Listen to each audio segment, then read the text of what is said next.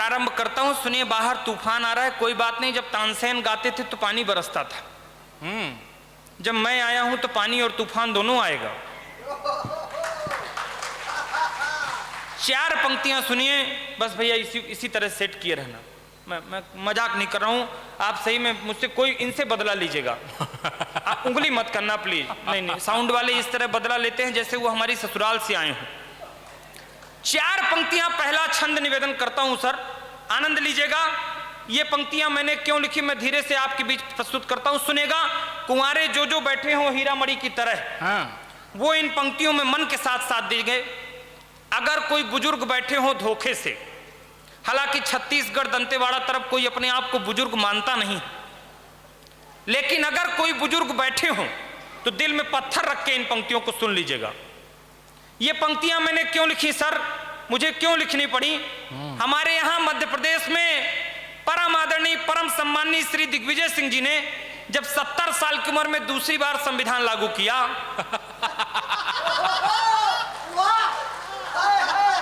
तब भी मैं कुछ नहीं बोल पाया, सर। परम आदरणीय अनूप जलोटा जी ने जब 68 साल की उम्र में दूसरी बार नया हारमोनियम खरीदा, तब भी मैं कुछ नहीं बोल पाया सर, कुछ नहीं बोल पाया। लेकिन अभी कुछ महीने पहले जब अभिनेता आशीष विद्यार्थी जी ने 61 साल की उम्र में दूसरी बार नई कॉन्वेंट स्कूल में एडमिशन ले लिया, तब इन आहत कुंवारे युवा महासंघ की तरफ से 4 पंक्तियां, पहला छंद निवेदन करता हूं, मस्ती के साथ, स्वागत भाई, आनंद के साथ। स्वागत भैया, जो लोग मोबाइल से मेरा फोटो रिकॉर्ड कर रहे हैं वो कृपा करके रख दीजिए। गूगल में मेरा नाम डालिएगा, मेरी कुंडली आ जाएगी।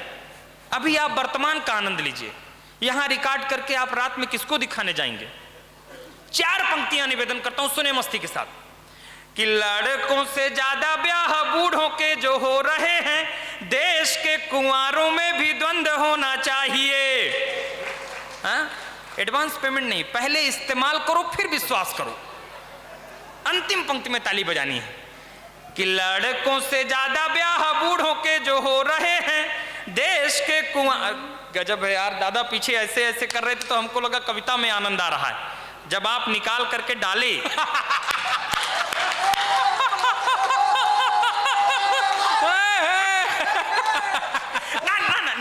ना सर, मंसूर सर, मैं इस पर शोध किया हूं, मैंने रिसर्च किया है। आशीष भैया, मैंने एक बात रिसर्च की है। गुटखा खाया हुआ आदमी, अपने आसपास चेक करिएगा, गुटखा खाया हुआ आदमी, शुरू करना जरा। गुटखा खाया हुआ आदमी अगर अचानक से उठ के गुटखा थूकने जाए तो आप ये समझ जाइए कि उसके बाद वो बहुत बड़ी ज्ञान की बात बताने वाला है। तो मस्ती के साथ आइए, निवेदन कर रहा हूं बढ़िया मन के साथ। आप मेरे मन के हो गए हैं तो मैं कविता सुनाने लगूंगा, सुनेगा। सुनिए कि लड़कों से ज्यादा ब्याह बूढ़ों के जो हो रहे हैं, देश के कुंवारों में भी द्वंद्व होना चाहिए। कुंवारों मन के साथ सुनना, कुंवारों मन के साथ सुनना, क्योंकि मैं कुंवारों का राजा राम मोहन राय कहा जाता हूं। सुनेगा।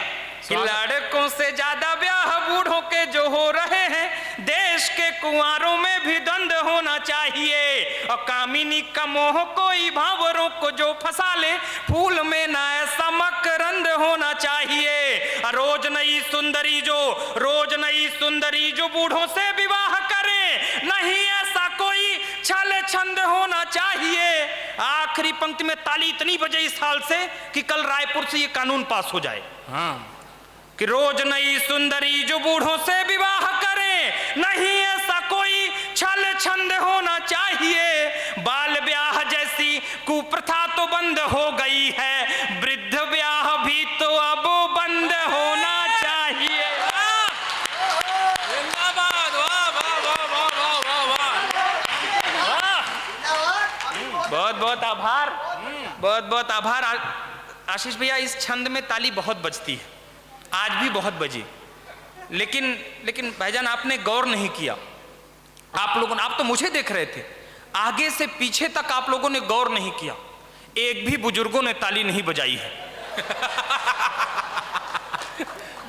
ये दंतेवाड़ा का चरित्र है सर। नहीं, आप मैं मजाक नहीं कर रहा हूं। ये जो बीच में 1-2 बच्चे खेल रहे हैं, मैं सच में जब बच्चे आ जाते हैं कार्यक्रम में तो मैं सोचता हूँ कि कार्यक्रम सफल हो पाएगा कि नहीं हो पाएगा। मजाक नहीं मैडम, आप तो हंस रही हैं, सच बता रहा हूँ। ये मैं अभी परसों नरसों जब इसके साथ था वहाँ हिंदुस्तान अखबार में गया कि बिहार में एकदम वहाँ सीतामढ़ी में, तो मैं जैसे ही पढ़ने खड़ा हुआ बिहार में सर, तो एक भाभी की गोद में बच्चा रोया तो मैं डिस्टर्ब हुआ। तो मैं भाभी से पूछा, हम क्या भाभी बच्चे को चुप करा लीजिए, पूछिए ये क्यों रो रहा है, इसको चुप करा लीजिए। तो थोड़ी देर में भाभी खड़ी हुई, बोली हमारा बच्चा भी यही बोल रहा है कि ये जो माइक में बोल रहा है इसको चुप करा लीजिए। इतने खतरनाक बच्चे होते। मजाक नहीं, हमारे आपका छत्तीसगढ़ तो फिर भी। एक बात और कहना चाहता हूं सर, मैं जब जब छत्तीसगढ़ आता हूं तो मुझे एक बात कसूटती है मन में। हमारा हीरा कह रहा था कि कभी बाहर से आए हैं, आशीष सर और तमाम संचालक महोदय कह रहे थे कि कभी बाहर से आए हैं। मैं मध्य प्रदेश से आया हूं और छत्तीसगढ़ आया हूं, एक टिप्पणी कर रहा हूं। मुझे जो मन में बात अक्सर कसूटती है ये यही कि बाहर से कभी आया है, क्योंकि मध्य प्रदेश से जब कोई छत्तीसगढ़ आता है तो ये बात ध्यान रखिएगा कि भाई अगर भाई से बंटवारा कर भी ले तो पुरखे नहीं बदला करते हैं हम। और मध्य प्रदेश जिंदाबाद भैया, बड़ी बात, वाह वाह वाह वाह वाह वाह। मध्य प्रदेश छत्तीसगढ़ कभी बदल नहीं सकता है, आपस में हम एक भाई के हैं, पत्ते अलग हो सकते हैं पेड़ एक ही है। मैं निवेदन कर रहा हूं मस्ती आनंद के साथ रहिए। बच्चों की बात करूं, आपके यहाँ तो फिर भी बच्चे अच्छे हैं, हमारे यहाँ बच्चे इतने खतरनाक हैं सर कि एक बार हमारे यहाँ सरकारी स्कूल में आग लग गई। मजाक नहीं कर रहा हूं सर, सरकारी स्कूल में आग लग गई तो बच्चे पेड़ के नीचे बैठे रो रहे थे। तो विधायक जी आ गए, बोले बच्चों शांत हो जाओ, चिंता मत करो, तुम्हारी स्कूल दोबारा बन जाएगी, मैं वादा कर रहा हूं। तो एक बच्चा धीरे से ऐसे ही था खड़ा हुआ, बोला विधायक जी इसलिए नहीं रो रहे कि स्कूल में आग लग गई, आनंद लीजिएगा फिर से। बोले विधायक जी इसलिए नहीं रो रहा हूं कि स्कूल में आग लग गई। बोले फिर? बोले जब स्कूल में आग लगी तो मास्टर क्यों बच गए? तो आनंद के साथ रहिए, तालियां आनंद बजाइए, मस्ती के साथ, कोई दिक्कत वाली बात।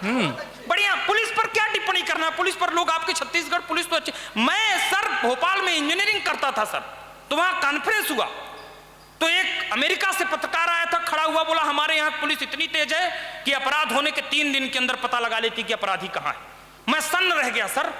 प्रदीप सर एक जापान से खड़ा हुआ, बोला हमारे यहाँ पुलिस इतनी तेज है कि अपराध होने के 1 दिन के अंदर 24 घंटे के अंदर पता लगा लेती कि अपराधी कहाँ है। हम अपना मोरल डाउन नहीं किए भाई साहब, हम धीरे से खड़े हुए सर। हम बोले तुम बहुत पिछड़े हुए देश के लोग, हम हिंदुस्तान के हैं, वो भी मध्य प्रदेश, उत्तर प्रदेश, छत्तीसगढ़।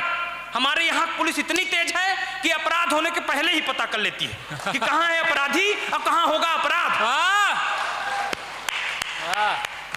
4 पंक्तियां मैं और निवेदन करता हूं। हाँ, स्वागत। मस्ती के साथ सुनिए। स्वागत भैया। आनंद के साथ। मैंने वृद्ध ब्याह पर पीएचडी की है सर। मैंने एक शोध किया सर कि जब दूसरी पारी में विवाह किया जाता है तो नई नई हीरोइनों के साथ क्यों होता है। मेरा शोध ठीक लगे तो फिर आनंद लीजिएगा मस्ती के साथ।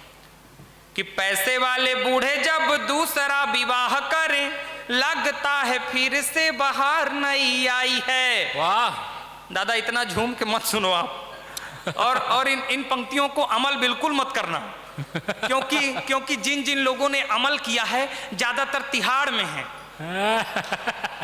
तो अमल नहीं। 4 पंक्तियां सुनिए मस्ती के साथ।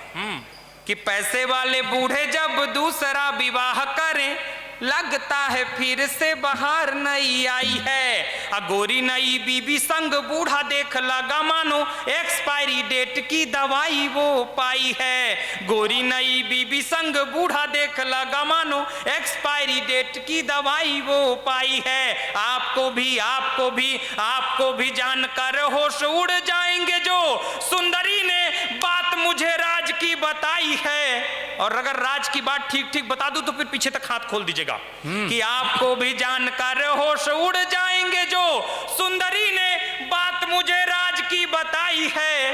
बैंक में है इनकम उम्र के हैं दिन कम इसीलिए शादी मैंने बुढ़े से रचाई है। वाह वाह वाह, क्या जवाब है भाई, वाह। कोई दिक्कत नहीं। मैं ऐसा कुछ नहीं कर रहा हूँ दादा, मजाक नहीं। एक दो दादा लोग पीछे मुझको ऐसे देख रहे हैं जैसे कसाई बकरे को देखता है। कोई दिक्कत नहीं, आनंद लीजिए। मैं तो आनंद का कवि हूँ, मैं कोई कवि नहीं हूँ सर। मैं आनंद का कवि, मैं अपने घर में आनंद ले लेता हूँ सर। मजाक नहीं कर रहा हूँ सर। मेरे घर में मेरे अलावा सब डॉक्टर, पूरा घर मेरा डॉक्टर है। केवल अपने घर में एक मैं ही मरीज पैदा हुआ हूँ। मजाक नहीं कर रहा हूँ सर। मैंने अपने पिताजी से एक दिन पूछा, हम बोले आप इतने बड़े डॉक्टर हैं, इतने बड़े डॉक्टर हैं, ये बताइए आपकी क्लिनिक में और गाड़ी में हर जगह ये प्लस क्यों लिखा रहता है? बोले ठीक है तुमको बताए दे रहे हैं लेकिन किसी को बताना मत। यहाँ कोई डॉक्टर हैं तो नहीं? कोई बैठे तो नहीं है डॉक्टर? कोई बात नहीं। बैठे हैं क्या सर? प्रणाम। बैठे हो तो नहीं, कोई दिक्कत नहीं, आनंद के साथ रहिए, मस्ती के साथ बैठे भी हो तो मेरा प्रणाम स्वीकार करिएगा, क्योंकि डॉक्टरों से मैं इसलिए ज़्यादातर सम्मान करता हूं सर, क्योंकि मेरे घर में इतने डॉक्टर हैं कि मैं डॉक्टरों के सारे अच्छे बुरे लक्षण अच्छी तरह जानता हूं। मैंने पिताजी से पूछा, हम कहे आपकी गाड़ी में और क्लिनिक में ये हर जगह प्लस क्यों लिखा रहता है? बोले ठीक है तुमको बताए दे रहे हैं लेकिन किसी को बताना मत। हालांकि सर जिस दिन से वो हमको बताए हैं उस दिन से हम सबको बताते घूम रहे हैं। बात मान जाती तो कभी क्यों होती? हम बोले आपकी गाड़ी में और क्लिनिक में हर जगह ये प्लस क्यों लिखा रहता है? बोले देखो प्लस में 2 डंडी होती है, एक खड़ी डंडी एक लेटी डंडी। हम बोले इसका क्या मतलब है? बोले मरीज हमारे अस्पताल में ऐसे खड़ा खड़ा आता है और यहां से लेट करके सीधे चला जाता है। मजाक नहीं। अच्छा प्लस का एक और मतलब है सर, प्लस का एक और मतलब है, मरीज चाहे जितने घाटे में रहे डॉक्टर हमेशा प्लस में ही रहेगा। इतना तक ठीक था सर। हमारा छोटा भाई वो और बड़ा डॉक्टर बन के आ गया। वो जब आईसीयू में गया ऑपरेशन के लिए तो मरीज बेहोशी के बाद जग गया। मरीज बेहोशी के बाद जग गया। बोला डॉक्टर साहब ऑपरेशन बाद में करिएगा, पहले ये बताइए ये आपका कंपाउंडर माला लेके क्यों खड़ा है? मजाक नहीं, मेरा छोटा भाई ज्यादा बड़ा डॉक्टर था। बोला ये आपका कंपाउंडर माला लेके क्यों खड़ा है? बोला देखो ये हमारी जिंदगी का पहला ऑपरेशन है, अगर ये ऑपरेशन सफल हुआ तो ये माला हमको पहनाई जाएगी।